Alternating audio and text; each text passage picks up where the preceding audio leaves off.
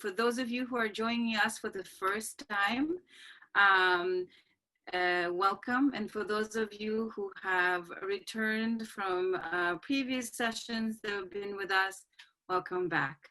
My name is Purnur Ilolova, and I am honored to present today's conversation. And I know that we're all in a very unprecedented situation. We find ourselves making use of this medium, the virtual medium, and it has become an important medium for all of us. We hope that today's conversation especially adds some perspectives for you to consider, meaningful to some and useful. Before I get into the actual topic of the conversation today, I would like to cover some of the logistics of this webinar. You will see that there is a questions and answers section of the Zoom that you can utilize to pose any questions you have throughout the session. We will do our best to respond to any of the questions that you pose to us. Sometimes we will combine if many people have asked a similar question, but mainly we want to reassure you that we'll try to respond to any questions that you have. I am fortunate to introduce you to two of our speakers, Dr. Hirji and Rahim Rajan. I will go a little bit deeper into their backgrounds and later, but I also want to cover what the conversation is all about today. As you have noticed that the topic of the conversation today is the many faces of faith. And we felt, as we have been trying to prepare for this webinar, we felt like the best way to address the many faces of faith is to deeper look into this idea, this notion of pluralism. We felt like it would be very difficult to cover this general idea of many faces of faith if we don't touch on such an important aspect of pluralism. In the discussion, we will explore some of the thoughts that our speakers will share with us. And again, as a reminder, we'll cover any questions that you may have further. We find that pluralism is often talked about from a very secular, sometimes multicultural dimension. What we have noticed that pluralism is not covered from a perspective of work, discomfort, and some challenges and risks that it can have with it, and as people try to engage with this idea of pluralism. We have an opportunity to hear from the two individuals that are here as our speakers. Dr. Hirji, Dr. Zulfiqar Hirji is currently a professor at York University in Toronto. He has received his doctorate from the University of Oxford and a master's from University of Cambridge. He has a tremendous work and published in books and journals and reference works. He is a co-author of the Ismailis, An Illustrated History and Islam, An Illustrated Journey, both with Dr. Farhad Daftari, and the editor of Diversity and Pluralism in Muslim Contexts. Prior to his academic career, Professor Hirji studied and performed Western classical music. He has worked in international development with Oxfam Canada, a Canadian Catholic organization for development and peace. Professor Hirji has volunteered for a number of organizations, including Subtle Technologies, the University of Toronto Schools, the Aga Khan Development Network, and various boards and portfolios of the Ismaili community. Welcome, Dr. Hirji. Our next speaker is Rahim Raja, who is a member of Post-Secondary Success Strategy Leadership at the Bill and Melinda Gates Foundation. He leads and manages the program officers who focus on innovation and scaling for high impact solutions in higher education. He's worked in area of exceptional, he has done an exceptional work in the field of higher education and accessibility to education in ensuring that students successfully graduate. Rahim has also, he just similarly with Dr. Hirji, has degrees from University of Cambridge, has studied at the Ismail Institute in London, and degrees at Boston University, University of Chicago. I apologize if I haven't been able to memorize everything, but it's been great honor to get to know you both. And so before we get deeper into our conversation and the topic, I just want to ask you both, how are you feeling with this uncertain time? What are some of your thoughts? And I also want to see if you can share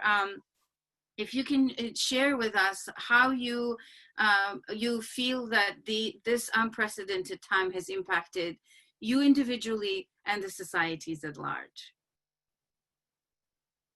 Sure. Maybe I'll start, Purnur. Thank you very much. It's a pleasure and a delight to be in this conversation with both of you. And I'm looking forward to the time we have together. I think I come to this conversation with a heavy heart. 2020 already has brought forth three very large challenges that are, revealing deep structural inequities in our globe and in our country. The first is obviously the pandemic.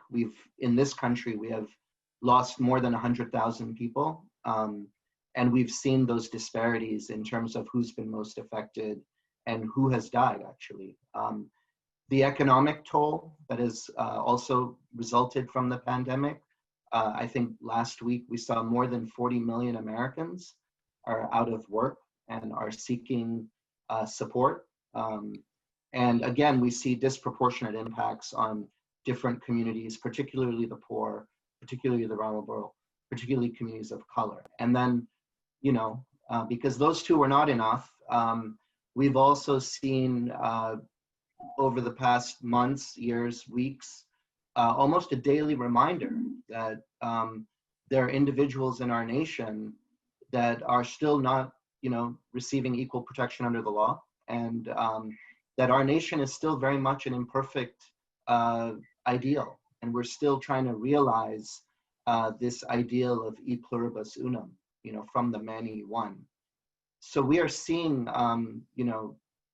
large disparities in impact, very large inequities, a real need for profound social, political reform in this country to enable human rights and civil rights for individuals and communities. As the scholar and historian Ibram Kendi said recently, the most fundamental human right is the right to live. And we are seeing day in and day out that African Americans in this country have still not realized that basic American freedom and right. So I would just say that that pain is also amplified by the pandemic, where we see vulnerable populations, communities of color, the Black, Latinx communities, particularly impacted in terms of health outcomes, which are directly result from economic and social disparities running rampant in our country. And I think probably like many people who are participating in this conversation, I'm thinking and reflecting on how I can exercise my privilege, my voice, my experience, my capital, my influence, ultimately my humanity, to help realize the kinds of ideals that I believe must inform our shared better future. So I think we have work to do together. Yeah, I think that's, what Rahim you're talking about is so profoundly uppermost in my mind as well, in terms of how we think about the fundamental inequities that this particular moment has telescoped for us. And really, I think it's one thing to be in the state of, crisis about something that is, beyond our understanding in terms of the virus, but it's another thing to have been prepared and fully planned for the impacts of this on everyday people. And I think that there have been there's one thing to be having failed at the science of it, but there's another thing to have, utterly failed in many sectors of our society here in Canada, as well as the United States and all around the world, at not realizing what impact such a, unforeseen or foreseen possibility would have on the vulnerable, the poor, the marginalized in our societies. So I'd just like to start by just acknowledging that there are many members of our own community and many other communities who are not able to sit here and listen to a webinar and think and reflect about this. They're out there on the front lines, working, washing, cleaning, what is now deemed as essential work, which was seen to be work that was not desirable, which I think is kind of the irony of this situation. It's kind of brought to the forefront the fact that the very things that we value in society are those people, and yet they are the least valued sometimes in terms of wages, in terms of conditions, work conditions, and so on. So I just wanted to acknowledge those people, and many of those people work within our community as well, in addition to the specialists, the doctors, and the other kinds of support workers who are providing care and comfort to those who are in need. I wanted to think about this idea of inequality and inequity from a historian's perspective. Inequality is not something that is unknown in human history, and it has existed, for centuries. I think most recently, this whole situation, what's happening in North America and perhaps in other places around the world, is, in a sense, the result of a former virus, which was European colonialism. It created a kind of infection in many different societies, which fundamentally altered their DNA. It infected them politically, socially, culturally, to the extent where people's self-understanding of who they were was changed, was altered. And their own self-worth, their value, while already, in a sense, in flux, and was even more debased when categories of European colonialism, racialization of these communities, who was more human than others, whose histories matters, whose did not, all became very germane to people's experience. And I think when people talk about what's happening in North America, you can't neglect this only 150 years ago. And I think that history, which has continued to impact and infect many people's ways of thinking about each other and others. And I think that as a historian, one can't look past that history. And for example, what's happening in the United States with the history of slavery and servitude and so on and the inequities we see in the pandemic and in terms of what's happening today on the streets in terms of justice are a direct result and outcome of this long history. So I think that one needs to acknowledge this history in ways that are more complex and thoughtful than simply thinking about this as the current moment. Well, these have long genealogies. Currently, I'm working on some forgotten histories of Islam in sub-Saharan Africa. And what's striking to me is that this infection of colonialism continues to pervade academia as well.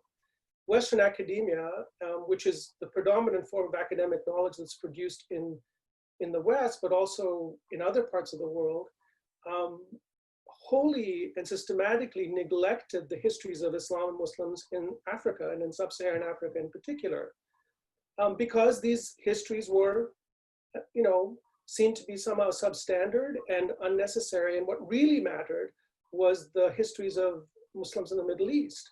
Yeah. And all these other histories, whether they be in Central Asia and South Asia and Southeast Asia and sub-Saharan Africa, elsewhere, were seen to be somehow less authentic and less Islam than what came out of the Middle East. And I can't help but think that in terms of Africa, the ideas of race and blackness contributed to this kind of neglect. And so in any introductory course on Islam, you rarely find the mention of Africa, Islam in Africa, despite the fact that the Prophet sent his supporters for refuge from Meccan persecution to the Christian kingdom of Aksum, which was in Africa. I mean, that is the first place that Islam found its feet outside of the Arabian Peninsula, and yet you would never find that in most history books. And I think it's the also the story of Bilal, right? The freed slave who was the first, pronouncer of the Adhan, right? Like absolutely. And I think it's the same sort of prejudice that also informs the kind of sort of virtual absence of the African-American Muslim experience in university curricula. And when we think about conversations of diversity and pluralism in Muslim contexts, we don't think about the fact that the vast majority of Muslims in North America are actually African-American Muslims, and they were the first Muslims. So, when we think about inequity, one can imagine that inequity in knowledge construction is also there. And so I think that there's this sense that when we think about diversity, when we think about pluralism, when we think about Islam in this context, when we think about colonialism, pluralism in that sense is a very risky proposition, because it forces us to name those inequities. It forces us to think about and recognize and accept that while we are actually all different, the social fact of difference, and diversity is just that, a social fact, we are all different. Pluralism forces us to advance the idea that diversity is not only a social fact, but a desirable and coveted one. But within that, there's a huge risk, because it means actually recognizing our privilege, recognizing the inequities and inequalities in society, and recognizing how we are contributing to those systems of inequity and structures of injustice. Mm-hmm. Thank you, Dr. Hirji and Rahim. I think what I hear from both of you is something that all of us, the audience, and myself including, is to look at our society from a perspective of examination. We are in a position where we self-reflect and examine the society, but not just from a perspective of those who are narrating our identity for us. But I think what you're calling on the audience is to look into your society from a perspective of what you as a person can do and what your responsibilities are. And I think that it is very helpful to be reminded that when narration of your own identity and history is left to someone else, it is difficult to have a sense of ownership of what's happening around you. And I think that's what I'm hearing from both of you, and I'm sure you've alluded to many more things that I can't summarize in just a few words, but thank you very much. And I share your perspective on how we all feel today. I think a few days have been very difficult for our country here in the States. Having mentioned and reminded all of us of this idea of why history matters and why understanding it matters, I wanted to bring us back to the way that we structured our conversation around the notion of diversity and pluralism. In just a few words, if you could both let us know what you think is the nature of diversity. And I think, Dr. Hirji, you mentioned it's a societal fact. We're different. But what does pluralism really mean to you individually and maybe for a society? What are some of the advantages and challenges that come with it? And I think you've alluded to these risks that are associated with pluralism. What are some of the failures as a result of pluralism as a notion of a society? What are some of the opportunities that comes with it? Why is pluralism a struggle? Why is pluralism difficult? And why it's not mentioned as a difficult, in our community in particular, pluralism is talked about as a pat in the back. we mention pluralism from a multicultural, oh, we have all these beautiful cultures and traditions, but why is pluralism not covered from a perspective of difficulty and work? If you could respond to that. So I think we'll probably take some of this in chunks because there's so many things embedded there. I wanted to start from this position of pluralism as more than just diversity and more than just tolerance, right? I think pluralism is an ideal that is more of a destination, and I would say it requires a great deal of struggle, a great deal of work for us to realize that ideal. And it requires more than just recognition. It requires more than just acceptance. It requires more than just tokenism. It requires, I think, honoring and admiration.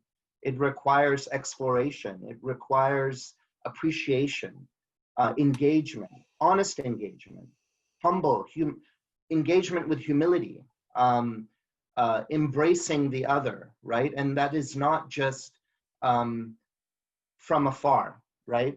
You know, the otherization of people or communities or histories. And I would also say that, you know, our lived experience, our lived history as a civilization, as a globe, is filled with multiplicity. Whether we look at the ecological world, the natural world, whether we look at human society, whether we look at cultures, whether we look at religion, our own tariqa, our own religion is filled with multiplicity of place, of people, of language, of culture. So this is, I think, the great ideal that has been placed before us. And I think it requires work. It requires work on our behalf as individuals and as a community and as citizens to realize that ideal. So I just think, like, I'm looking at pluralism as an ideal, not as something that we can just put on the cover of a book or have a seminar about. It actually requires a different order of work as individuals, as communities, to help realize that ideal. Yeah, and in what you've described, it's a process. Perhaps there's no, you know, there's always the work towards this ideal, but there's no finite point at which we get there, because I think as human beings, we're perhaps, I'm not a psychologist, but I would suspect that we are all prone to our own kind of prejudices and thinking about others in ways that are less savory than we ourselves would care to admit sometimes. But I think that the idea of pluralism is, as you've described, and I think very nicely, an individual responsibility. It's a communal responsibility from a community, but it's also a political responsibility on the part of, you know, at this moment in time, our idea of, you know, the nation. I think, interestingly enough, North America has provided, in a sense, two different models of a pluralistic society. One in Canada, which has been up to more recently kind of a quaint idea of multiculturalism, in which, you know, in the 70s, everybody went around in their national cultural dress and paraded on Canada Day. And in the United States, this idea of a kind of a national identity which supersedes all other identities in a kind of a melting pot, you know, for, you know, as a shorthand for kind of absolving difference within a broader national ideal, both of which are experiments in a way. They don't necessarily, they're not perfect. They have many different issues, and one could seek to develop these ideas further. But I think that this idea of pluralism as an apolitical position is also problematic, because it is a sort of small p political statement to say that you want to understand the other while not necessarily embracing their values. It means listening, it means understanding, but it also means attending to the structures of power that continue to perpetuate hierarchies of difference, be there differences of gender, race, sexuality, occupation, etc. So pluralism actually isn't just a call for understanding the other and holding on to your own value system, but it's also recognizing that there are structures of power which produce certain kinds of ways of, difference that are beyond people's control, and maybe produce a certain kind of way of thinking about the other. So one can think of, in my context in university, we have all sorts of affirmative action hiring processes which try to, in a sense, address these structures of power that reduce diversity in the university or try to increase it. But within those, there are all sorts of problems which manifest themselves unknowingly to us. We think that by having, for example, an affirmative action policy, that we absolve ourselves of having to deal with difference and diversity. They produce their own kind of sense of, well, I've done my job. Now I know someone else can go and, So in a sense, there are these structures, in a sense, produce certain kinds of effects on us as individuals and as institutions and communities, in which we no longer we feel like we don't have to deal with this, but it's an ongoing process, individually and communally. I can think of one very simple example. In that, I was sitting with a group of colleagues and we were in a workshop on affirmative action with the university. And one of the issues that came up was, we should blind out our CVs so we don't know the names of the people who we're interviewing or we're, reviewing. So I just said, well, that's a little bit of an odd thing, because suppose you hire someone with the name of Zulfikar and you don't know that that's their name. And you blinded it out, but now when you hire that person, you have to face that name. So have you really dealt with your prejudice at all? Because you're saying that if you had that name, you would have thought one way, but now when you're confronted with a colleague whose name is Zulfikar or Rahim or Purnur, you're going to treat them somehow differently. I mean, this is the kind of irony of those kinds of structures of power, is that they assume that people are going to absolve their difference through these processes, but ultimately their prejudices remain. And I think a pluralism which actually addresses both the individual and the structures of inequality are critical in a pluralistic society and require us to think differently, not just for ourselves, but within how those structures are actually producing certain kinds of inequalities and inequities. Mm-hmm. I just want to build on a couple things you said, because you said something very powerful about that historical understanding, right? And I think there's also a race-conscious understanding that's required. So especially in the American context, but I would argue also in the Canadian context, there is a history of subjugation of particular communities of color, be they native tribal communities or indigenous communities, or in the context of the United States, African American populations that were previously enslaved. That history is in the groundwater of our existence. We cannot pretend that that is not a lived reality for millions of people in this country. And it's not lost on me personally that many of the privileges, many of the liberties, many of the opportunities that I personally have been able to realize as an American has been as a result of the struggles of those individuals and those communities. So, this is an opportunity for us to reflect on the society that we wish to create for the future. And what does that mean? What kind of a pluralistic society is that? But how could we do that without deeply understanding both the colonial legacy and the historical reality that we find ourselves in and the experiences that bring us to today? I mean, this is the central sort of problem of, not in the sense of pluralism, but it's a problem. The central challenge of pluralism is, how do you actually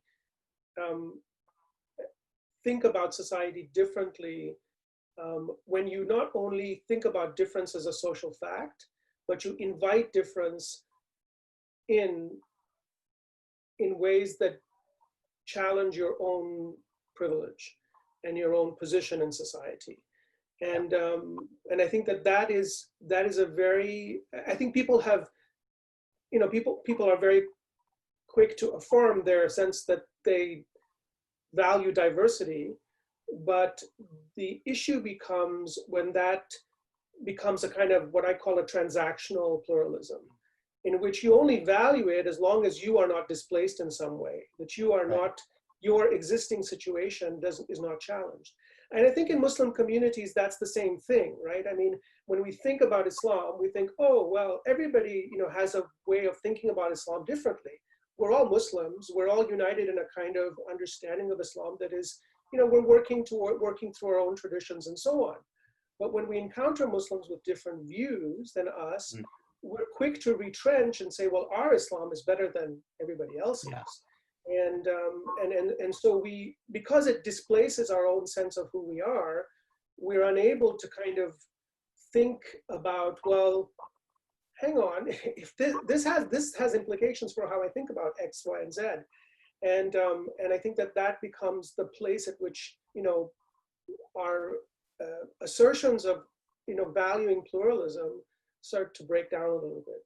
And I don't have an answer to how one can overcome it, except for the fact that maybe the first step is just recognizing that that's happening.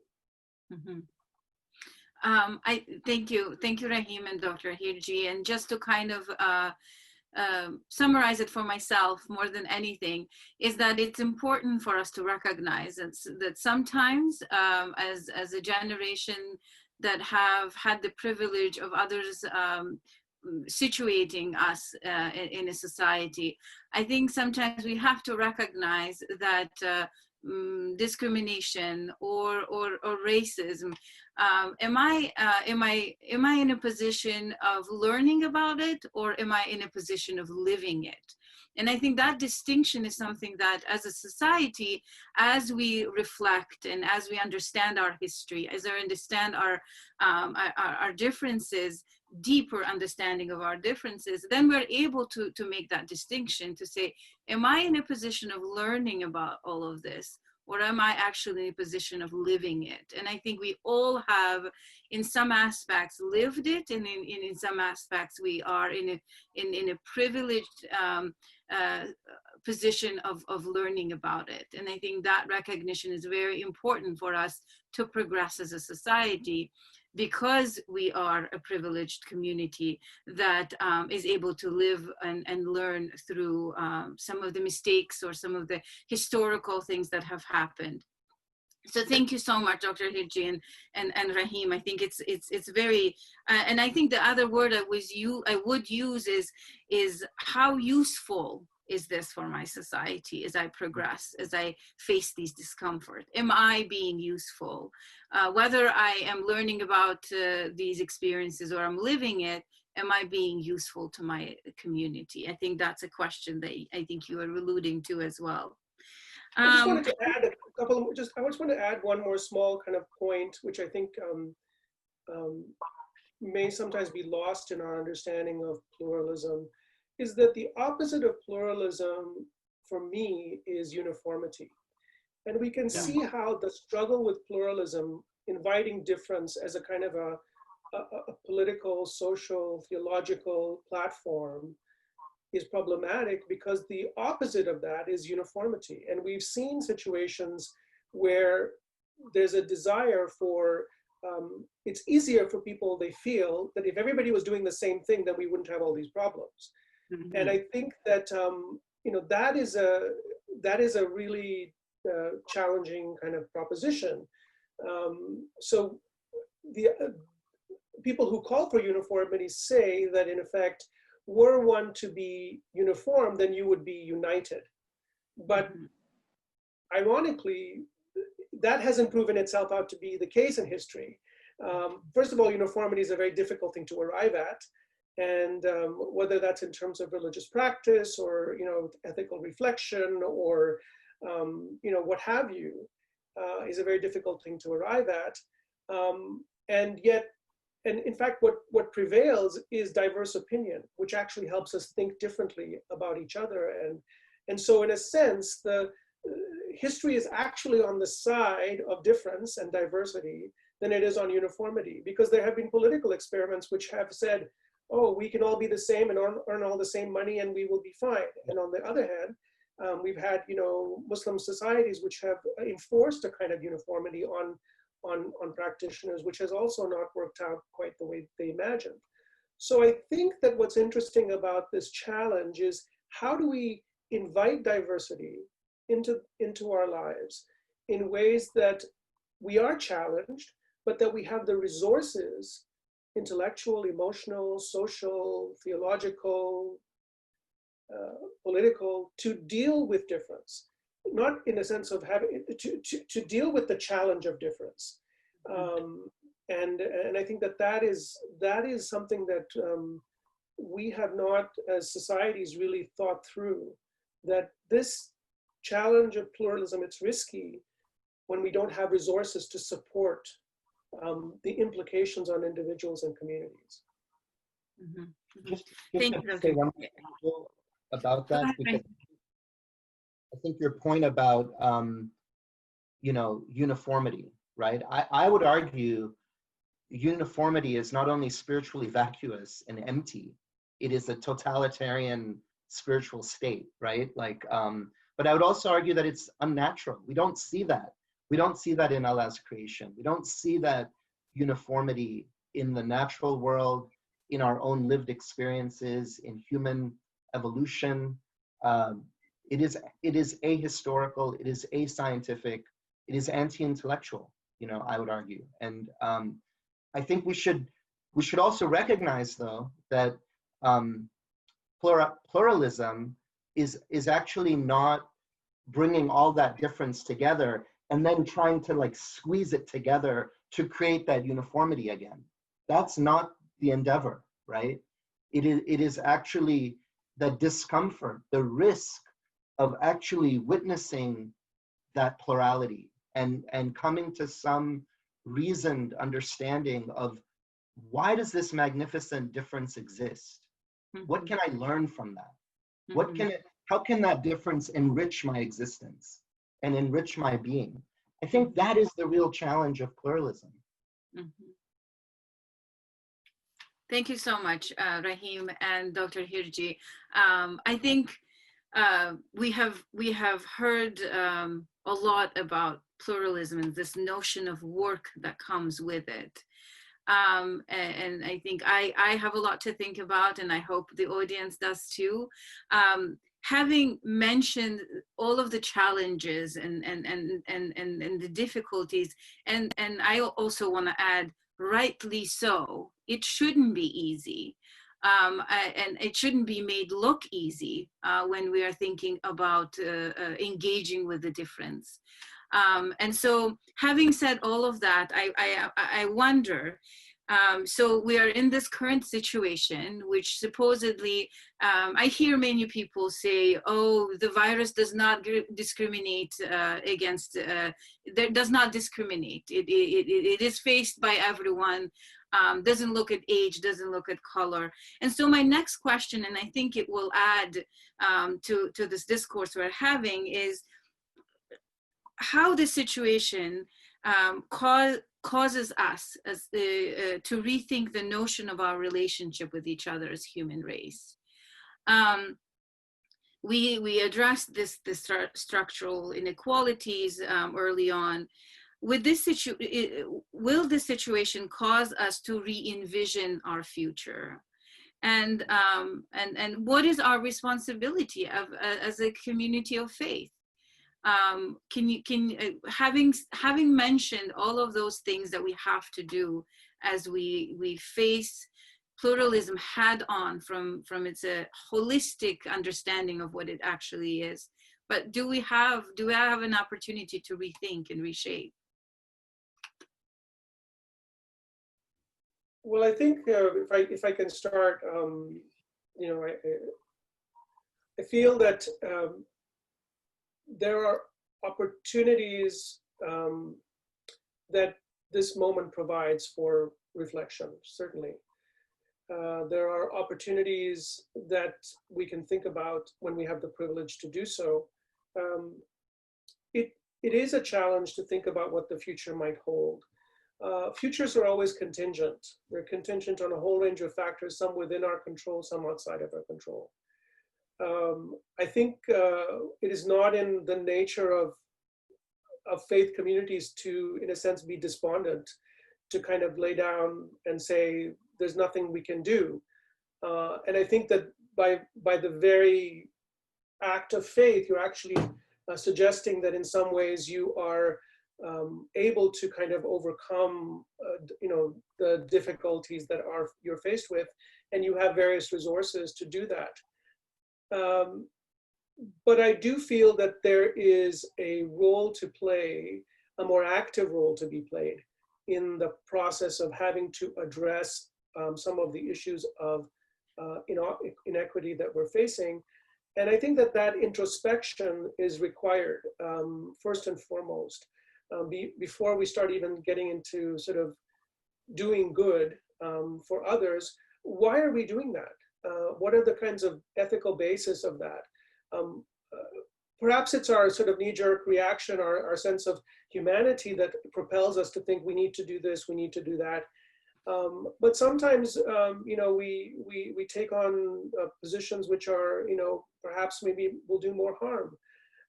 I think this requires, I think, a kind of really thinking through.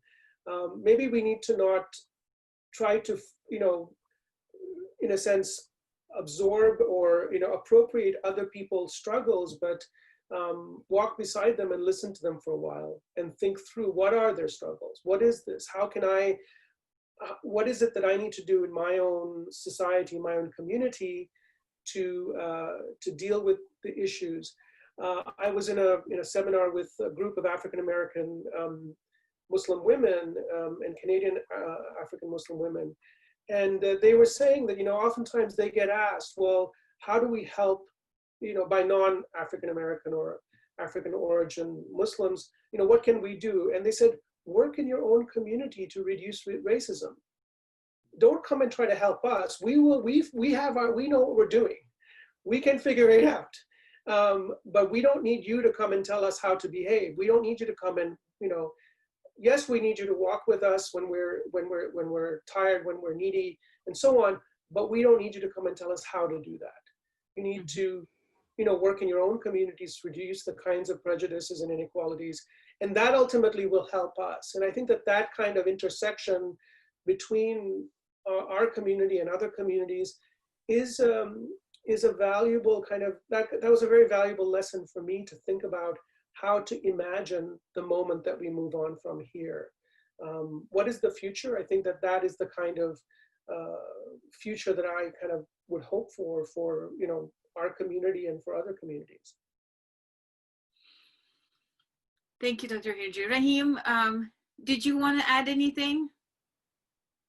Yeah, I think the only thing I would add is that it's something a colleague of mine said to me, was that there are moments for allyship and there are moments for action. And I think that, obviously that's an individual decision and an individual statement. But I do think as spiritual beings, as members of an ethical religious tradition that has aspirations around ethical behavior, I do think we have moral and ethical responsibilities to enact good in the world, right? That's a very discrete command that's made upon individuals in our Holy Scripture, to command the good, for example. So I think that that is certainly an individual thing. I'm not making allusions to how communities should behave in these situations. But I think that as individual spiritual beings, we are faced with moral consequences and moral decisions where we have to act. There is a need for action. And I think that there are moments when that is apparent, and when that action is more necessary than just allyship. So that's what's top of mind for me. Thank you. I think from hearing both of you and your perspectives, I think one thing for us as a community is also to recognize that the struggles and the challenges aren't necessarily outside of us. These struggles are ours. We are all part of the larger Muslim community, and taking on the struggles and the challenges in the community to say, these are our struggles, and what do we do to take an action? And I think that helps to become a little bit more proactive about these things. Is to say, my society is facing challenges, and what can I do and help my society to overcome it? And I think it goes back to this idea of having ownership of your own narrative and of your own history in a society that you, to a society that you belong. Thank you both.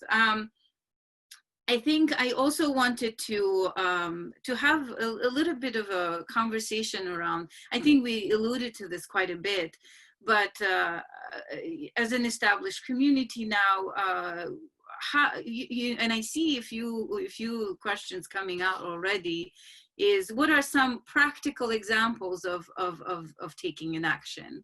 How do we uplift those who are marginalized and those who are less fortunate than us? Do you have any suggestions?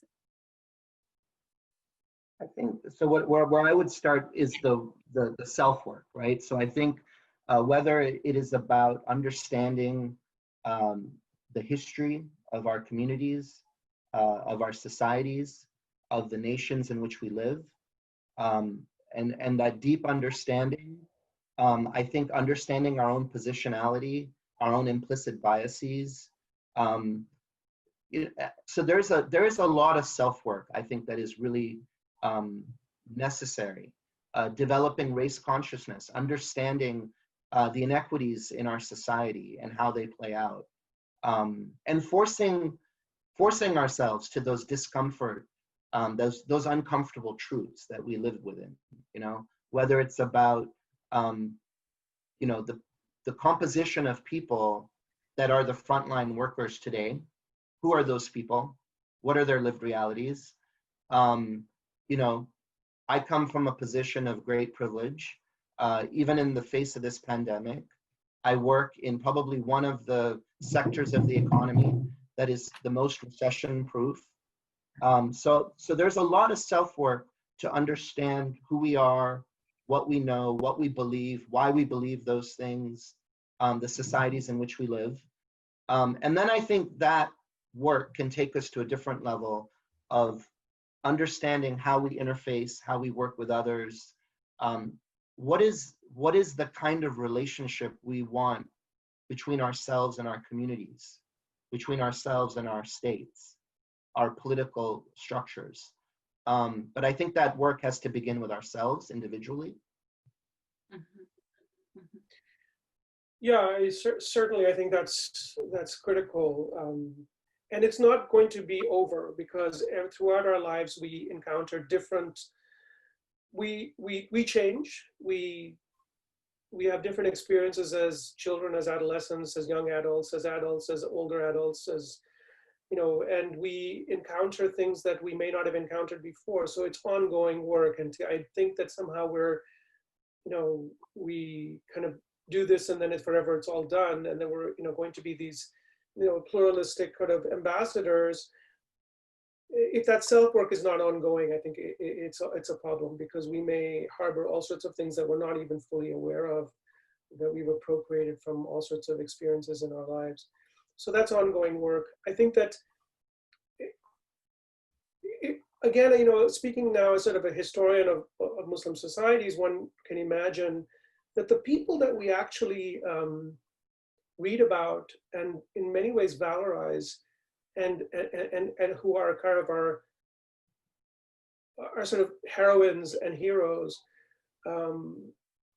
are people who took risks, who decided to push the boundaries of their own societies, to ask new questions, and to work in a way that got societies around them to ask those questions as well.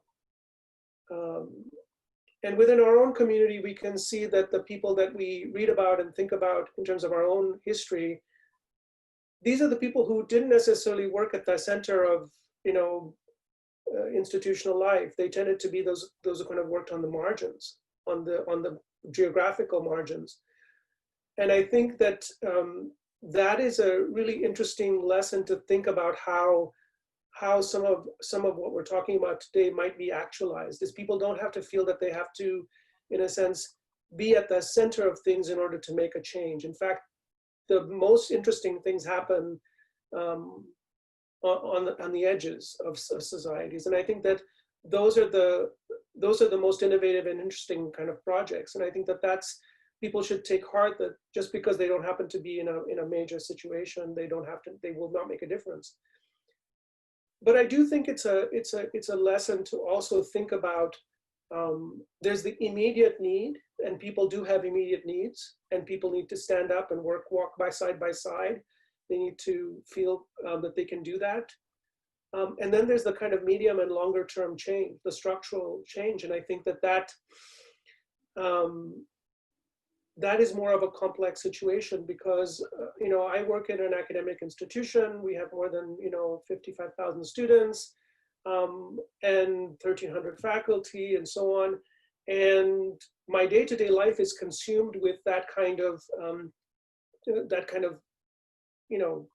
experience.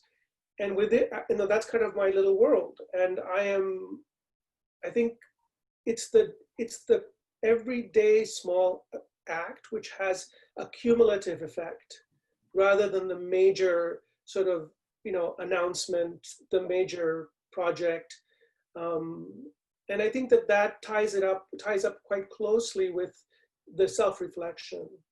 I mean, if you see a situation in which there is an inequity happening, I think you have to have the courage to say it's not okay. Yeah. And be willing to kind of walk. I mean, when we think about what's happened in the U.S. Just now in the last few days, we see people saying it's not okay, and standing up and saying it's not okay. And then people were taking, the big platform and saying it's not okay. But all of these build on each other. They're not isolated.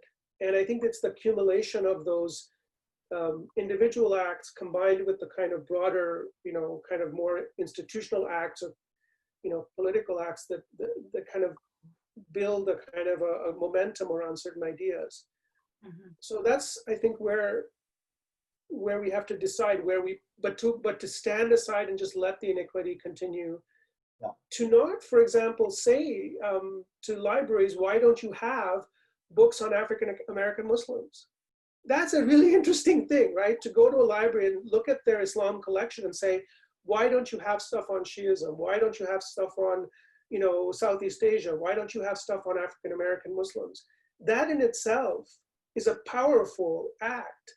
It doesn't require, a huge amount of effort to then say, well, if you don't have them, I'm going to buy them for you. So that knowledge base kind of expands and increases and improves people's understanding of the diversity within Muslim societies. And you'd be surprised how that small kind of seemingly ineffective thing, that's building a whole new knowledge base for maybe someone who's going to come and do a research project on that subject. Absolutely. So I think that those are the kinds of quotidian, everyday acts that are incredibly powerful, but highly undervalued by many people. One thing I'd also just add briefly to that is that, so there's the personal, and then we think about the big things, right? And I think that we've kind of said it, but I want to say it, that vision of a pluralistic society, we should have no qualms in recognizing that not everybody buys into that, right? There are communities, there are individuals for whom that is a very hostile idea. And number two, there are political dimensions to that, whether it's about participatory democracy, whether it's about the real enablement for people to be able to cast their ballot, right? Those freedoms. And I think there are policy dimensions to this, right? So when we think about eradicating these structural inequities, and when we think about that work that is required, you know, it's often, it's a very banal thing, but it's often purely at a policy level. It's you know, how dollars are allocated and for what, by whom, right? And who has a say in that? And so I think those are the other dimensions for which we should acknowledge that, you know, that ideal requires real effort, real organization, and work, whether it's at the self or at the level of a society.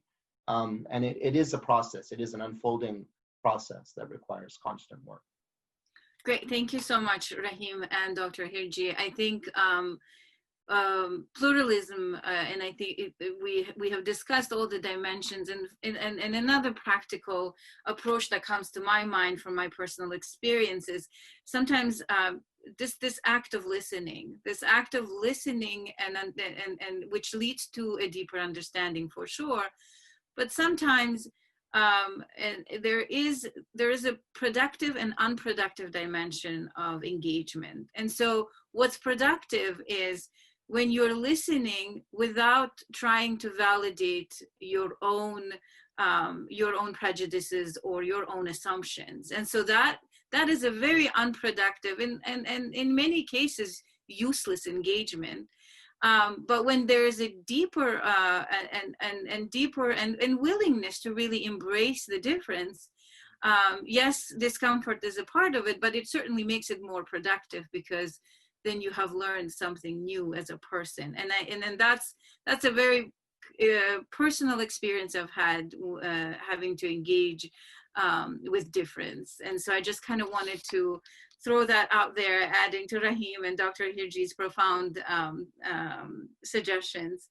To wrap up, and I think we are very short on time, to wrap this up, I wanted to have Rahim and Dr. Hirji give us their perspective on this idea of, let's say, pluralism is in effect, and we all agree that difference has the right to exist, in particular when it comes to the diversity in faith, religions.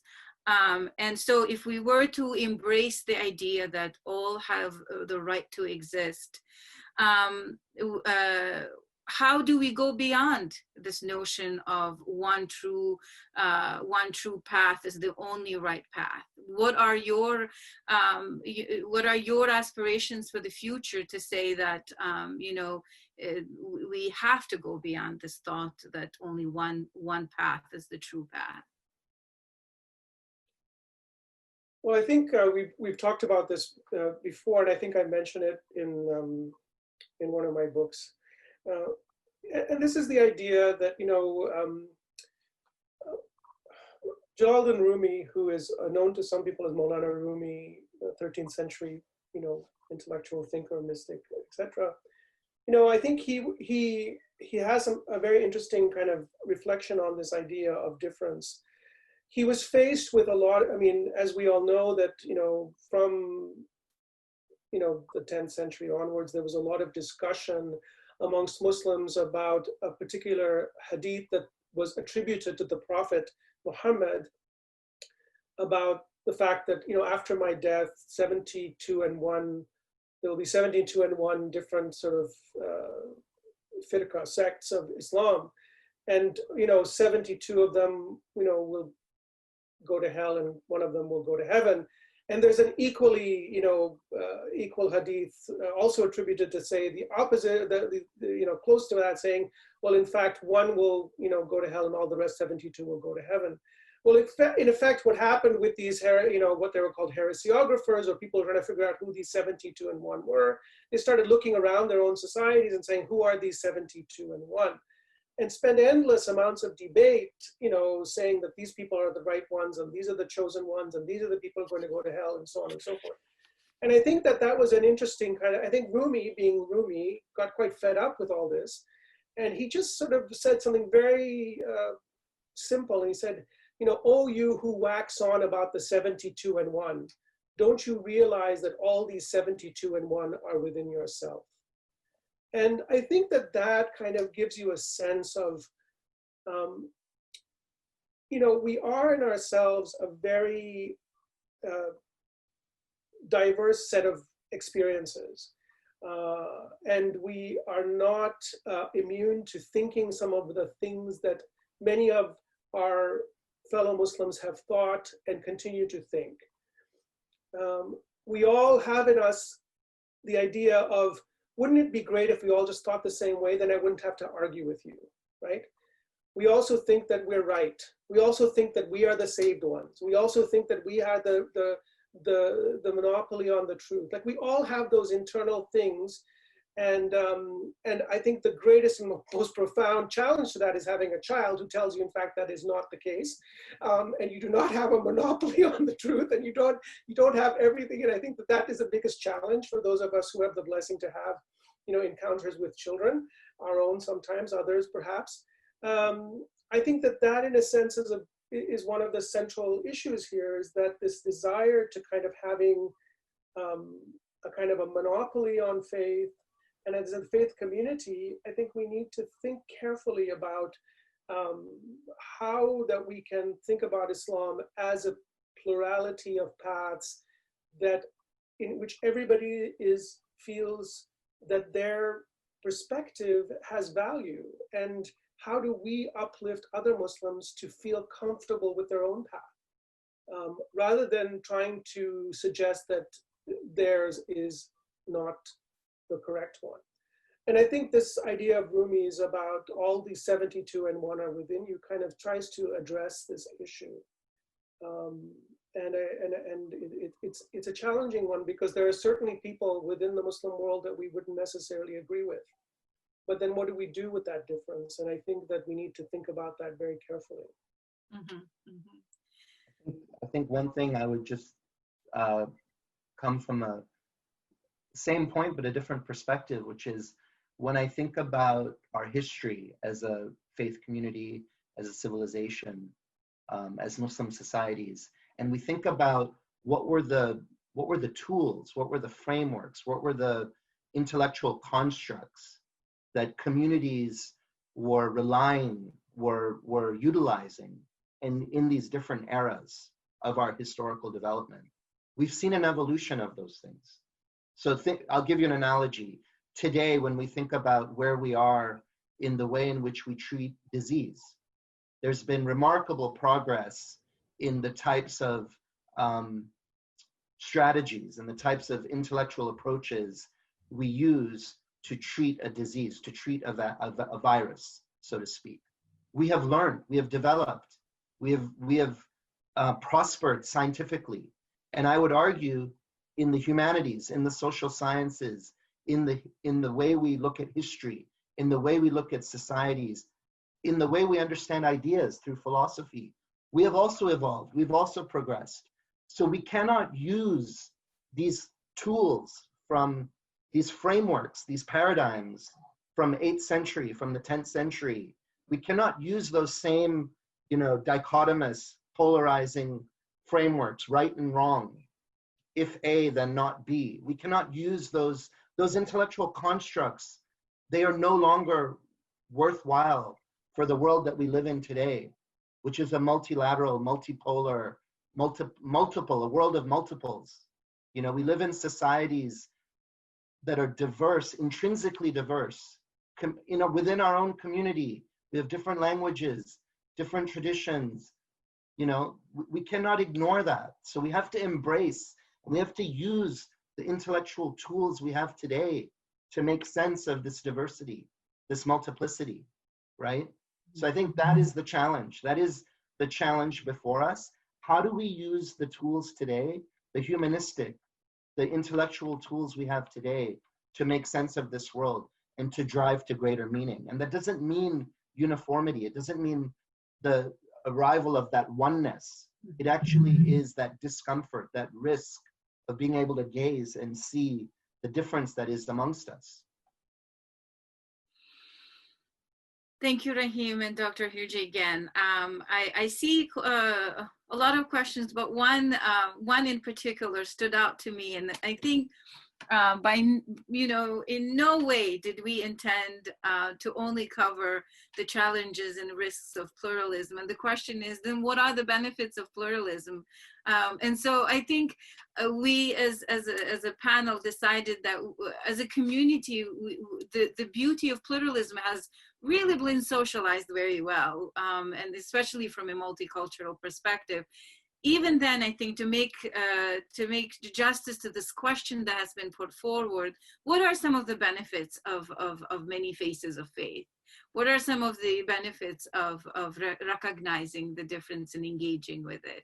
What are the benefits in general? I think there's a profound benefit because it is acknowledging our humanity. It is acknowledging the vitality, the beautiful tapestry of us as a species, of us as civilizations. I think that the opportunity with pluralism, and I would say, like, we don't have a choice. We live in a world of difference, and the prevailing challenges we face, whether it's the pandemic or climate change or structural inequities in our globe, these are multilateral problems that can only be solved in multilateral ways, right? Like so I feel like we actually don't have a choice. And the opportunity is that hopefully we can actually make progress against some of those critical challenges. But more importantly, I think there's tremendous richness, there's tremendous understanding and wisdom that we have an opportunity of discovering and learning and growing as individuals if we embark on that project. Yeah, I agree. And I think that I was recently reading an Irish author, a review of his book and an interview with him, and I've forgotten his name, forgive me, but he's working on the kind of a book project about the challenge between Israel and Palestine, and working with an Israeli and a Palestinian interlocutors who both lost a child in the struggle. And the reporter asked him, they said, well, what is it that, why would you do this? And how did you manage the kind of turmoil that you experienced, or that? And I think he said something very profound that's kind of stayed with me, and that is that the only things worth doing are the things that break you down. And I think that pluralism breaks us down. I think if it's done in a meaningful way, it breaks us down and helps us to look at who we are in ways that we didn't even understand for ourselves. And when we build ourselves back up, hopefully we're building ourselves up in a way that we can think about ourselves differently as intellectual, spiritual, emotional beings, and contribute to our societies in a way that we never could have imagined, because we can see all the profound stuff that we in other people, all the beauty, all the anger, all the love, all the various ways in which people are, in more meaningful ways. I think that is the kind of interesting thing, is that what happens to an individual when they face their own kind of stuff is a way in which we kind of begin to see others differently. And I don't think it's just a kind of a,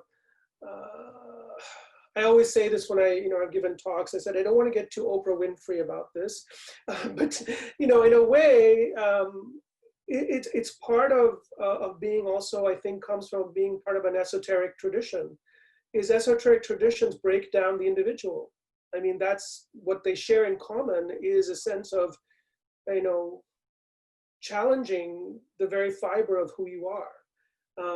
And that's what makes, Islam a very profoundly interesting religious tradition, is it has both these esoteric and exoteric dimensions. And religious traditions like, that have these dimensions are always breaking you down and building you up again. And I think that pluralism is that kind of breaking down of the self and society. So I do think that there's that benefit. And what comes out of it is going to be different for every individual, and it's going to be different at every point in your life, I suspect. Yeah, so I do think that that's the benefit for me, is thinking through that breaking down process and rebuilding yourself in other ways. Yeah. I would like to address the next question that's being offered here by the audience. I find it very interesting. So where do you draw a boundary between ethics and values and accepting diversity? So how would you address that? What is that boundary, and how is that come into play with pluralism? I mean, I do think as individuals, as a community, we have kind of moral and spiritual standards or values or ethical understandings. I'm not in a position to you know, assert my personal kind of moral values on another individual. We also live in societies, though, right? We live in societies where there are certain norms, whether sometimes those norms and those laws even are fundamentally inequitable. And we've seen, you know, struggles historically to eradicate those inequities. And I think that, again, that is there is a moral dimension to that, right? That's where the values are actually tangible and manifest. And I think, you know, values without putting your values to action are challenging. I think Zul and I, we talked about this before. Obviously, the question ostensibly is whose values, right? We live in polyglot societies with competing agendas, right? And I think that is where there is a need for fair and effective discourse. And we don't always operate in societies, right, especially right now, where we see that discourse happening that is particularly fair or equitable. But I do think that, you know, these are the perplexing challenges that societies solve, and we solve them together by being part of that solving, in a sense, right? So there is a role for the individual to be involved, to be active, to be contributing to that discourse, to be contributing to that conversation. It isn't, you can't, fundamentally, we cannot be passive, especially when those values, you know, bleed against our fundamental human dignities or human values for equality and equity. Mm-hmm. Yeah, I think we, you know, one of the difficulties I face in thinking about pluralism is it kind of becomes like, it can become like democracy, a word that means everything to everybody but nothing to anybody. Mm. You know, and so I think we have to be, you know, we have to think about this idea, about the boundaries of it, the opportunities, the benefits, the drawbacks, the risks. And I think we have to define it very, you know, in ways that are precise, because it can become, and it has become for many people that I meet, a kind of a catch-all that says, you know, it just means that I have to get along with people, and yeah, kind of, and without any kind of theological, ethical underpinning, and that may, in a sense, provide it kind of the right ballast to let it stay afloat. Because it could be just kind of become one of these banal terms that everybody uses for their own benefit. So I do think that we have to be careful how we think about this term, how we, you know, seek to enact it, what it means. But in that thinking process, you know, that there's an understanding that's built up. Grappling with this idea, or any idea, be that, is an intellectual endeavor, and I think that that's in a sense is required to think about this term as some kind of engagement, rather than simply accepting it as a kind of slogan, which we just apply and slap onto things that are valuable to us. But I think that that's a really difficult thing to do, in a situation where everybody's using the term and nobody's really defining it very, very carefully. So I do think there's that danger. And I also think that in what we are now calling a kind of a post-fact society, you know, the very idea of what constitutes a fact is under siege, under challenge. And we need to address that very carefully when we think about, you know, whose truth, whose history, and we begin to sort of see that people are producing histories of the African American experience that are profoundly anti-factual. Yeah.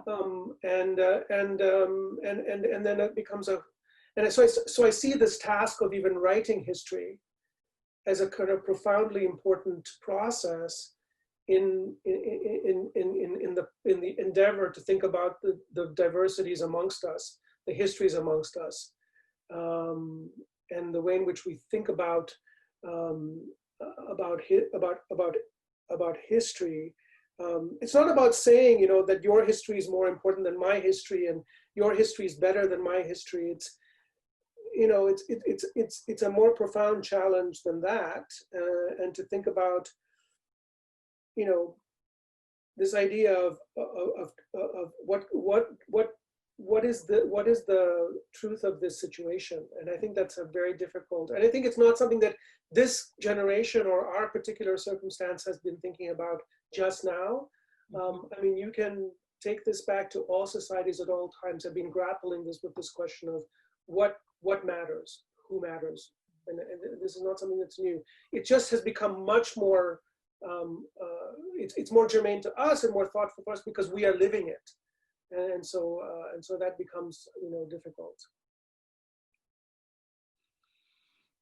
Thank you, Dr. Hirji and Rahim. One of the kind of a pattern that I see from all the questions here and concerns that the audience is putting forward is this idea of many seeing and recognizing social injustices within our own communities, within the larger community outside of the Jamaat, and do you have any word of solace for folks who are recognizing and are seeing, be it a gender dynamic?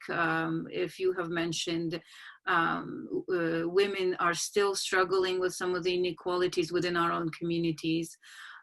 This acceptance of African Americans as the way that it's drawn by the larger society and how our community is responding to it.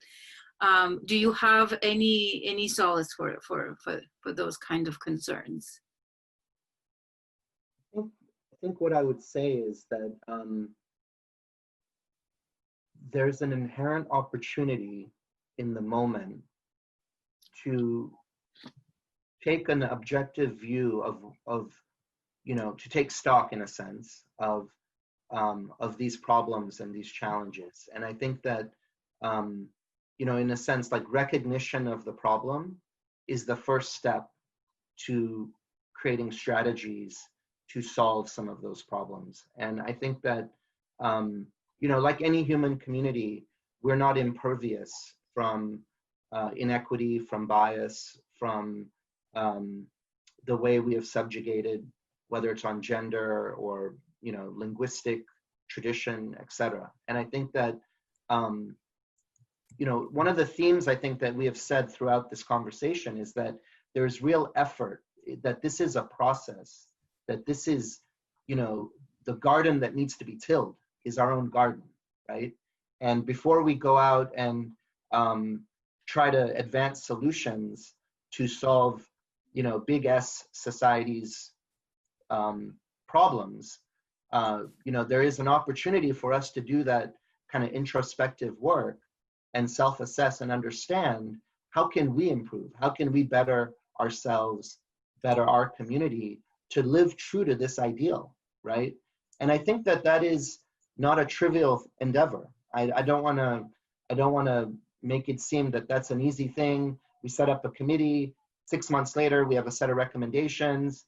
We have another committee that goes and executes those recommendations after 40 conference calls. I don't think that's what this is about. This is the kind of work that requires multi-generational thinking.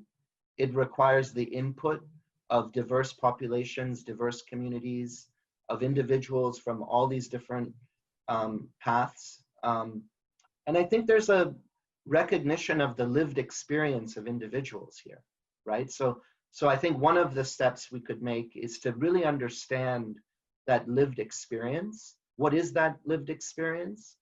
And put those issues on the table, so to speak, so that we can actually reflect together and undertake that work together to try and heal some of those wounds. But I think it would be profoundly naive of us to pretend that we don't have those inequities, or that they are not amongst us, or we don't have those biases amongst us. And I recognize that, again, we're also a polyglot community. We have people just within our own respective countries who come to this tradition from many different parts of the world, from many different societies and lived experiences, etc. So I think that I don't want to so-called undersell how hard that work is. I think it's profoundly challenging work, but I do think it is the work we are poised to do as a community that is in a different stage of our evolution and settlement in these countries from where we were 20 or 40 years ago. I think this is the work before us. Thank you, Rahim. I think the issues around, gender issues are not necessarily only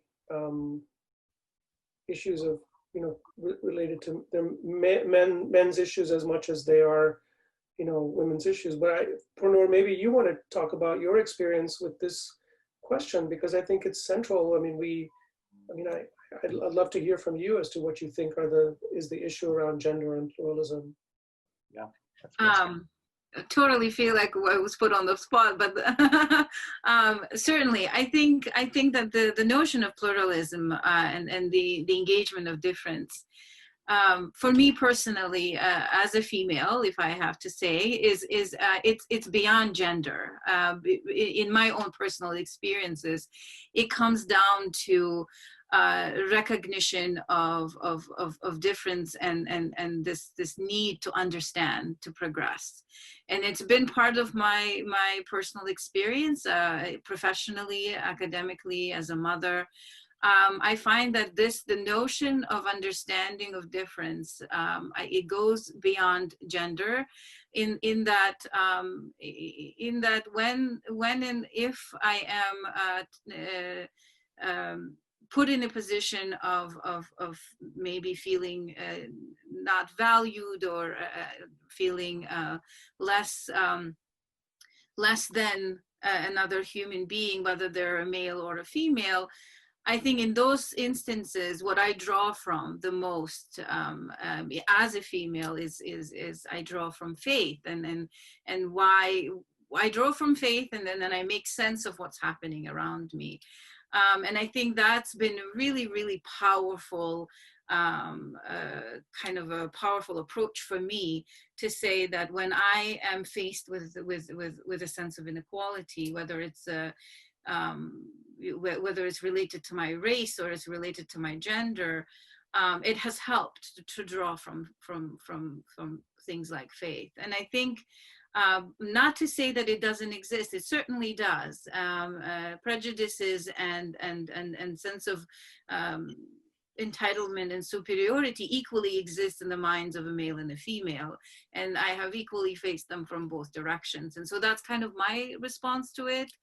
I haven't done my homework, so but that's kind of my response to it, that from personal experience, feeling devalued and feeling unequal, it has been from both directions. It's not truly gender-based in my experience so far. I have seen a lot of just really positive comments in the discussion point about everything that Rahim and Dr. Hirji have covered here. I wish that we could go into every single question that has been posed here. We are going over time. And so I want to say that this was, and I hope that I'm speaking on behalf of the rest of the audience, is that this has truly been an inspiring conversation. Thank you both, Dr. Hirji and Rahim, for being here with us today and for enlightening all of us. I also want to thank the audience for being here today. I know it's a Sunday and we have nowhere else to go, but thank you for being here. In any case, I do have a little bit of a logistical wrap up here. We have the next session on discoveries on caring, which will be held, I believe, and I'll have other people correct me if I'm wrong, June 7th at 1 p.m. on next Sunday. Discourses on Caring will be the next session. Discussing on caring for vulnerable communities. I think this is a great session to go right after this. So I think, I hope that this conversation has given all of us perspectives to consider and to think about. Before I close out, Dr. Hirji and Rahim, are there any remarks that you would like to make? I just want to express my thanks to all of you for organizing this conversation, to Dr. Hirji for this terrific collaboration. And I want to express my gratitude and concern for the members of our community. I know that in the United States, we're going through a very difficult time, and I wish everyone good health and peace. So thank you. Thank you, Rahim. Yeah, first of all, I think that one of the things we talked about was the courage. And I think what's interesting is that the courage to have these critical conversations is really sort of given me a sense of, wow, we can do these kinds of things in ways that are somewhat unprecedented. So, a lot of thanks to everybody who put in their time and effort, and to people who supported this critical conversation series to happen. I think that that's very courageous, and I hope that that becomes a kind of a way in which we can think about these conversations in the future. I too, like Rahim, have enjoyed our collaboration, although we've known each other for more than 25 years, I think. So I think that is it's a great to have a conversation with a friend and a brother and someone who I deeply value. On this level. And Purnur, thank you so much, because you have done a lot of work behind the scenes along with the other organizers to help us think through this session. So appreciate all of that work. Thank you. Thank you. I also want to echo on what was just mentioned by both Dr. Hirji and Rahim, that I hope every one of us is safe. We come out of this resilient and even stronger than before. I think I have done all of the logistic. There will be a survey popping up in your screen somewhere. Please be sure to fill out the survey. I again, on behalf of ITREB USA, which I forgot to mention at the beginning, I want to thank USA and Canada. I want to thank all of us who were able to make it here and have this very, very critical conversation. Thank you, everyone, and Yali Madad. Thank you. Yali Madad.